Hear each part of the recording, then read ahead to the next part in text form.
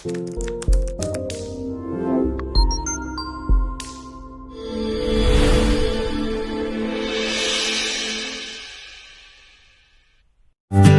semua, dalam video ini kami mau berbagi ilmu nih buat teman-teman semua. Enjoy the video.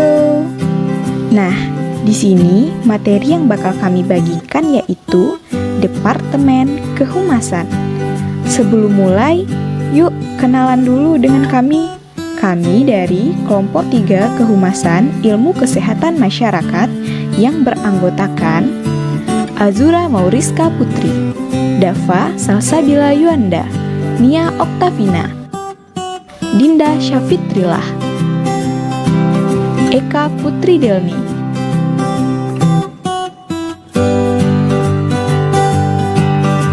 Alfa Nada Fadilah, Dayan Shiddiq, Dwiki Aulia Harlan, dan Rania Salsabila. Pada materi ini, topik pembahasannya ada 4 nih. Yang pertama, perlunya Departemen Public Relation. Yang kedua, bentuk komunikasi dalam manajemen. Yang ketiga, kegiatan public relation. Yang keempat, kelebihan dan kekurangan public relation. Yuk, disimak penjelasan dari kami. Materi yang pertama yaitu peran public relation. Public relation berkaitan erat dengan kesuksesan suatu perusahaan jika di bidang perekonomian, yaitu untuk menjalin hubungan dan menarik para investor, sehingga para investor tertarik dan menaruh kepercayaan kepada perusahaan tersebut. Nah, selain di bidang perekonomian, public relation juga digunakan di bidang kesehatan. Peran public relation kesehatan dalam mengkomunikasikan kebijakan dan program kesehatan masyarakat sudah menjadi kewajiban yang tidak terbantahkan loh. Mulai dari upaya komunikasi, diseminasi informasi, dan sosialisasi secara masif kepada seluruh stakeholder dan masyarakat, serta framing positif bagi organisasi sangat diharapkan agar tercapai percepatan pemahaman program secara utuh kepada semua sektor dan masyarakat. Guna mewujudkan hal tersebut, public relation harus mampu memaksimalkan semua kanal dan saluran informasinya, serta mampu berkoordinasi antar lembaga, baik di daerah maupun pusat, serta dengan semua media massa. Mengenai ukuran atau kapasitas di dalam PR, terdapat 4 kapasitas sebagai anggota PR, yaitu yang pertama adalah kreator.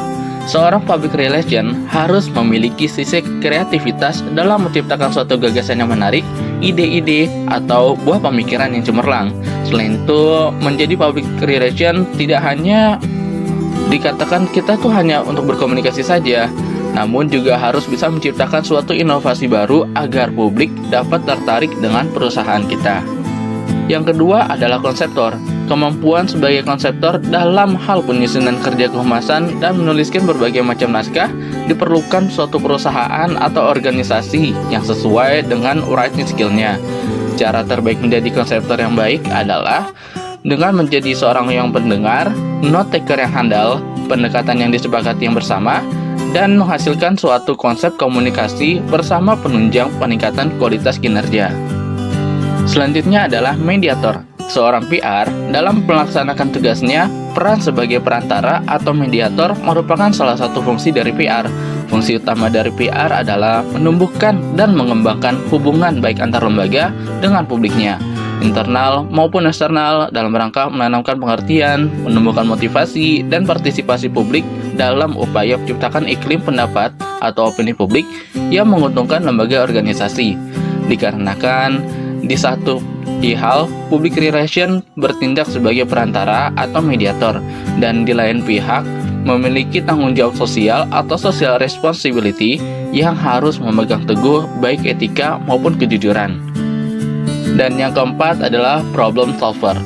Kemampuan sebagai problem solver adalah kemampuan public relation sebagai bagian dari tatanan dan jajaran di dalam organisasi atau perusahaan, serta turut bertanggung jawab untuk memecahkan berbagai masalah yang dihadapi. PR sebagai problem solver memang harus memiliki jiwa yang tenang agar dapat memberikan saran-saran yang baik untuk perusahaan. Baiklah, selanjutnya ada fungsi petugas public relation atau public relation officer. Public relation officer pun berkembang seiring kemajuan dunia usaha. Nah, di sini ada 4 fungsi utama yang dituntut dari petugas public relation, yaitu yang pertama sebagai communicator.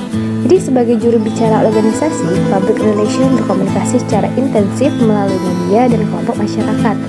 Hampir semua teknik komunikasi antar personal atau interpersonal communication dipergunakan. Yang kedua, sebagai relationship. Jadi hubungan yang tidak harmonis ini berisiko menimbulkan ketidakpuasan publik yang pada akhirnya mengancam kelangsungan bisnis perusahaan. Oleh karena itu, hubungan yang harmonis sangat diperlukan dalam kelangsungan bisnis perusahaan. Yang ketiga, sebagai manajemen backup. Menunjang kegiatan departemen lain dalam perusahaan seperti bagian pemasaran, operasional, teknik, keuangan, personalia, demi terciptanya tujuan bersama. Dan yang terakhir, sebagai good image maker, menciptakan citra perusahaan dan publisitas yang positif. Dalam 2 dekade terakhir, publik mencermati nama-nama pejabat public relation yang kerap muncul sebagai narasumber perusahaan atau organisasi yang diwakilinya. Selanjutnya, bentuk kerjasama pihak manajemen dengan manajer PR. Manajer melakukan perencanaan, memimpin, memilih staf, mengatur jadwal kegiatan, menyusun anggaran kegiatan, mengevaluasi kegiatan, dan melaporkan kegiatan kehumasan. Sedangkan para teknisi humas melaksanakan atau mengimplementasikan seluruh kegiatan kehumasan. Menurut Dozier, peranan yang diemban praktisi public relation dalam organisasi merupakan salah satu kunci penting untuk pemahaman fungsi public relation dan komunikasi organisasi. Peranan manajer public relation dibagi ke dalam 4 kategori, yakni sebagai expert prescriber, communication facilitator, problem solving process facilitator, dan communication technician. Selanjutnya yaitu adalah bentuk komunikasi dalam manajemen. Menurut George Terry dalam buku Principle of Management, terdapat 5 jenis komunikasi yang digunakan dalam bidang public relation bergantung pada kondisinya, yaitu yang pertama, komunikasi formal. Komunikasi formal ialah komunikasi yang terjadi di antara para anggota organisasi tersebut yang secara tegas telah diatur dan telah ditentukan dalam struktur organisasinya. Yang kedua yaitu adalah komunikasi non-formal. Komunikasi non-formal adalah komunikasi yang terjadi antara bersifat formal dan informal, yaitu komunikasi yang bertujuan dengan pelaksanaan tugas pekerjaan organisasi. Yang ketiga adalah komunikasi informal. Komunikasi informal biasa kita temui ketika beberapa individu menyampaikan informasi atau pesan kepada seseorang atau lebih.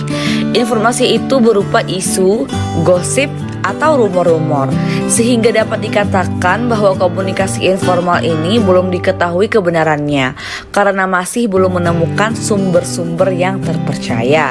Yang terakhir, maksud saya yang keempat yaitu adalah komunikasi teknis. Komunikasi teknis didefinisikan sebagai proses penyampaian informasi teknis melalui tulisan, verbal, atau media lain untuk kalangan tertentu. Produk atau deliverables dari kegiatan komunikasi teknis dapat berupa tulisan atau video. Yang kelima yaitu adalah komunikasi prosedural. Komunikasi yang diterapkan untuk membuat suatu pelaporan kinerja perusahaan. Selanjutnya, kita akan membahas tentang kegiatan dari public relation. Jenis-jenis pekerjaan yang harus dilakukan oleh manajer public relation dan para stafnya berbeda-beda pada setiap perusahaan atau organisasi. Dan ada beberapa banyak faktor yang akan mempengaruhinya.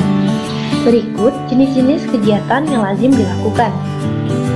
Nah, yang pertama, ada menyusun serta mendistribusikan siaran berita atau news release, foto-foto, dan berbagai artikel untuk konsumsi kalangan media massa. Yang kedua, berhubungan baik dengan kalangan politisi dan birokrat. Yang ketiga, menangani berbagai acara-acara sponsor yang berhubungan dengan kegiatan public relation. Yang keempat, mempersiapkan survei-survei pendapat dan berbagai macam penelitian lainnya. Yang kelima, mengelola berbagai bentuk materi komunikasi internal lainnya seperti kaset, rekaman video, slide untuk presentasi, majalah dinding, dan sebagainya. Dan yang terakhir, berhubungan dengan konsultan public relation eksternal jika perusahaan atau organisasi merekrut mereka dan melatih segenap staf public relation tersebut. Selanjutnya, ada keuntungan dari Departemen Public Relation. Yang pertama, manajer public relation tentunya lebih akrab dan mengenal seluk-beluk perusahaannya sendiri. Yang kedua, manajer public relation pasti juga memiliki keahlian dan pengalaman khusus di bidang perdagangan, sektor industri atau bisnis tertentu. Yang ketiga, manajer public relation akan dapat dengan mudah menciptakan jalur-jalur komunikasi. Selanjutnya, manajer biasanya akan selalu siaga dan dapat bertindak cepat, terutama dalam keadaan krisis. Yang terakhir, manajer public relation memiliki posisi yang kuat untuk memberikan masukan-masukan secara rutin kepada pihak manajemen. Di sisi lain, Departemen Public Relation mempunyai kelemahan, di mana yang pertama, manajer public relation bisa menjadi sedemikian dekat dengan organisasi sehingga ia tidak bisa lagi sepenuhnya untuk objektif dalam menilai segala sesuatu yang berkenaan dengan organisasi atau perusahaannya sendiri. Selanjutnya, jika manajer public relation tersebut tidak cukup terampil atau terlatih, maka ia hanya akan menjadi beban organisasi atau perusahaan.